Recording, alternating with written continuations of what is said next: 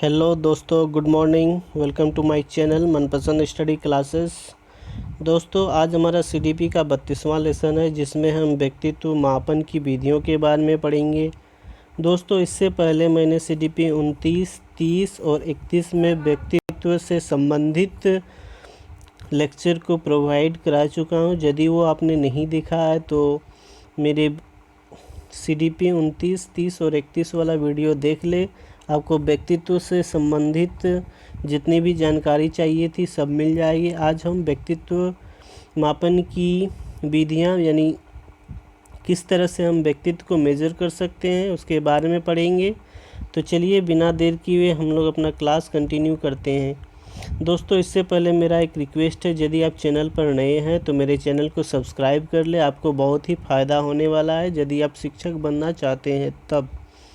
तो हमारे व्यक्तित्व मापन की दो विधियां यहाँ है लिखी हुई। एक है प्रक्षेपी विधि और दूसरी है अप्रक्षेपी विधि।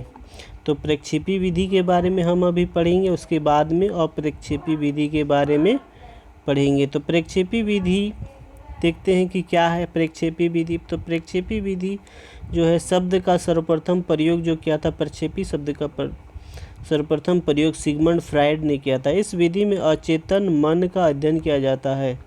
प्रक्षेपी विधि द्वारा निकाले गए परिणाम निष्कर्ष सत्य, उपयोगी और वास्तविकता पर आधारित होते हैं।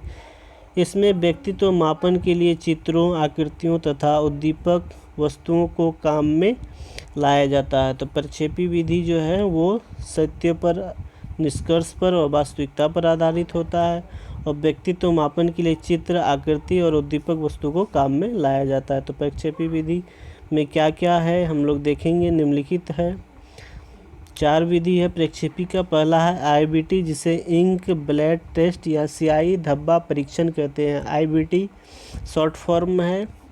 आईबीटी का मतलब होता है इंक ब्लैट टेस्ट यानी स्याही धब्बा परीक्षण।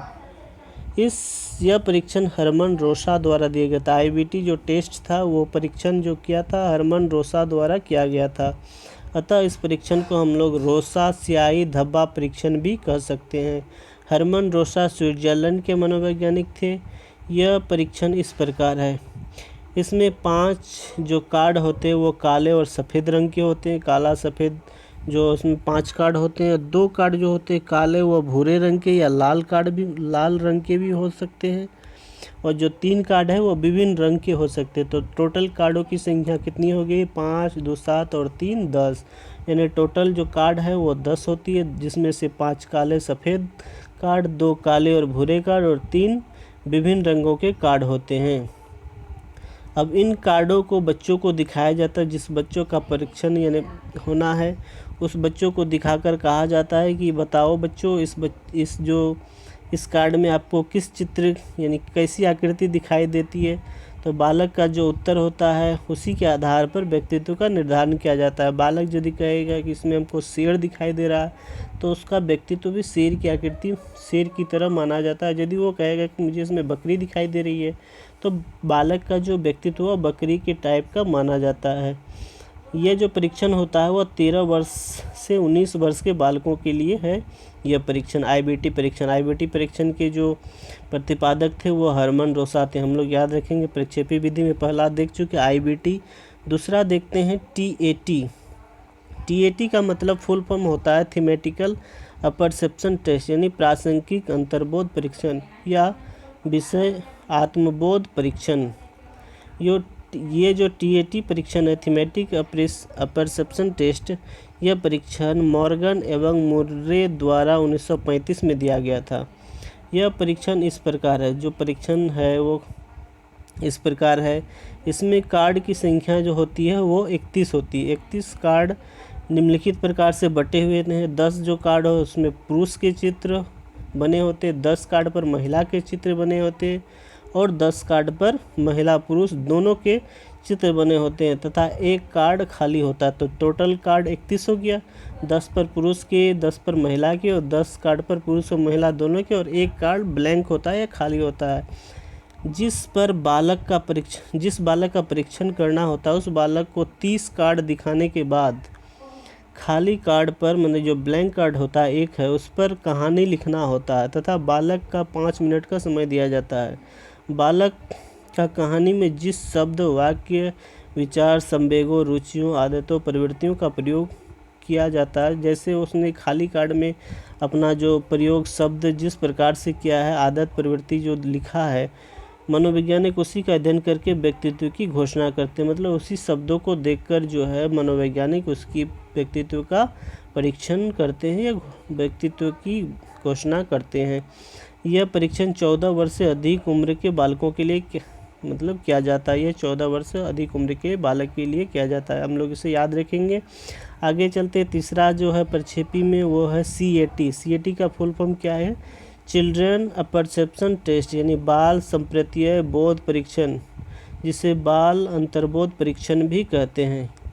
यह परीक्षण लियोपोल्ड बेलोक द्वारा 1948 में दिया गया था। यह परीक्षण 3 से 11 वर्ष के बालक के लिए किया जाता है। यह परीक्षण इस प्रकार है, इसमें कुल 10 कार्ड होते हैं।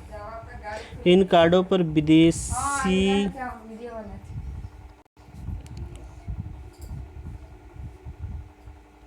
इसमें भी 10 कार्ड होते हैं। जैसे हम लोग हरमन रोशा वाला जो देखे थे उसमें भी 10 कार्ड था, और इसमें जो है CAT में इसमें भी 10 कार्ड है। इन कार्डों पर विदेशी जानवरों के चित्र बने होते हैं, जो जानवर मनुष्यों की तरह व्यवहार करते हुए दिखाए गए थे। इन कार्डों को देखकर बालकों को कहानी लिखने के लिए कहा गया। कहानी को देखकर अध्ययन कर व्यक्तित्व की घोषणा की जाती है, लेकिन यह परीक्षण भारत के बच्चों पर लागू नहीं हो पा रहा था, क्योंकि भारतीय बच्चे विदेशों के जानवर को पहचान नहीं पा रहे थे। अतः भारतीय मनोवैज्ञानिक उमा चौधरी ने इस परीक्षण को भारतीयकरण किया था। इसका मतलब ये है कि 10 कार्ड होते, उस पर विदेशी जानवरों के चित्र बने थे, और चित्रों को देखकर कहानी लिखने के लिए कहा जाता था, और कहानी को देखकर जो परीक्षण करता है उसके व्यक्तित्व की घोषणा करते थे। लेकिन यह परीक्षण जो है वह भारत के बच्चों पर लागू नहीं हो पा रहा था, क्योंकि भारतीय बच्चे हैं विदेशों के जानवरों को पहचान नहीं पा रहे थे। तब जाकर भारतीय जो मनोवैज्ञानिक उमा चौधरी थी, उन्होंने इस परीक्षण का जो है भारतीयकरण किया था, मतलब इंडियन में कन्वर्ट किया था। तो हम लोग याद रखेंगे कि भारतीयकरण करने वाले मतलब कि CAT का बाल संप्रत्यय बोध परीक्षण को भारतीयकरण करने वाले मनोवैज्ञानिक कौन थे? तो हम लोग उमा चौधरी को टिक करेंगे। आगे चलते हैं। चौथा जो है SCT परीक्षण क्या है कि सेंटेंस कंप्लीशन टेस्ट, यानी वाक्य पूर्ति परीक्षण, जिसे कहानी पूर्ति परीक्षण भी हम लोग कह सकते हैं। यह परीक्षण इस प्रकार है। यह परीक्षण पाइन एवं एडलर ने 1930 में दिया था। तो SCT परीक्षण जो है किसने दिया है? पाइन एवं एडलर ने। कब दिए थे? तो 1930 में दिए थे। इस परीक्षण में 12 अधूरे वाक्यों को जिसका शुरुआती अक्षर म होता है, उन बालकों को दिया जाता है जिनका परीक्षण किया जाना है। बालक द्वारा वैसा जवाब मिलता है, उसी जैसा जवाब मिलता है, उसी के आधार पर व्यक्तित्व का निर्धारण होता है। जैसे लिखा रहता है मेरा प्रिय पुस्तक, तो म से शुरुआत होता है, मेरी प्रिय दोस्त, मेरी प्रिय प्रधानमंत्री। जैसे उसका जवाब आता है, जैसे मेरी प्रिय पुस्तक, तो मेरी प्रिय पुस्तक में कोई भगवत गीता लिखे, कोई कॉमिक्स लिखे। तो भगवत गीता, जैसे कोई बालक ने भगवत गीता लिखा तो उसका जो व्यक्तित्व होता है वो धार्मिक प्रकार का माना जाता है SCT इस परीक्षण के आधार पर। तो इस परीक्षण को देने वाले प्रतिपादक जो है वो है पाइन एवं एडलर। तो हम लोग 4 प्रकार के देख चुके। अब आगे हम लोग अप्रक्षेपी विधि देखेंगे, लेकिन आज मेरी वीडियो यहीं तक था, जिसमें प्रक्षेपी विधि के 4 प्रकार हम लोग देख चुके हैं। हम लोग इसको 2-3 बार देख लेंगे तो बहुत अच्छी तरह से याद हो जाएगा। कल हम लोग CDP 33 में अप्रक्षेपी विधि के बारे में पढ़ेंगे। अप्रक्षेपी विधि क्या क्या है उसको देखेंगे। तो दोस्तों आज मेरी क्लास यही संपन्न होती है। यदि आपको वीडियो अच्छी लगी है तो लाइक ज़रूर कर लें। मेरे चैनल पे नए हैं तो सब्सक्राइब कर लें। वीडियो देखने के लिए आप लोग का बहुत बहुत धन्यवाद।